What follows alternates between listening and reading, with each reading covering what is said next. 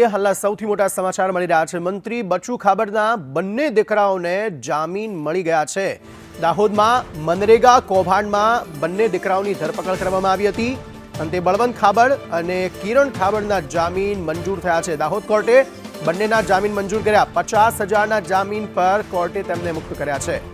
મનરેગા કૌભાંડમાં પોલીસે બંનેની ધરપકડ કરી હતી, જે બાદ જામીન અરજી કરવામાં આવી હતી। અંતે જામીન મંજૂર કરાયા છે। દાહોદના મનરેગા કૌભાંડમાં બંનેનું નામ સામે આવ્યું હતું, બંનેની ધરપકડ કરવામાં આવી હતી। ત્યારબાદ મંત્રી બચુ ખાબડ પણ જાણે અદ્રશ્ય થઈ ગયા હોય તે પ્રકારની સ્થિતિ હતી। જાહેર કાર્યક્રમોમાં તેઓ જોવા નહોતા મળતા। જે કેબિનેટ બેઠક હોય તેમાં પણ બીજી વખત તેમની ગેરહાજરી હતી। હેમલ પંચાલ વધુ માહિતી આપી રહ્યા છે। હેમલ, અંતે મનરેગા કૌભાંડમાં જે બંને દીકરા બચુ ખાબડના બંને દીકરાઓની ધરપકડ કરાઈ હતી, તેમના જામીન મંજૂર થયા છે।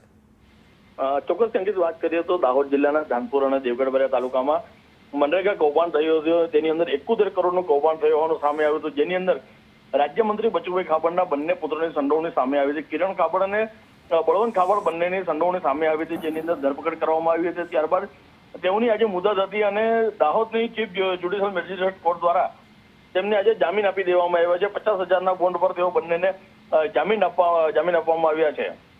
સમગ્ર ઘટના અંદર કહી શકાય કે બંને પુત્રોને જામીન મળતા હાલ તો એ લોકોમાં ખુશીનો માહોલ જોવા મળી રહ્યો છે। જી આભાર સમગ્ર માહિતી આપવા માટે।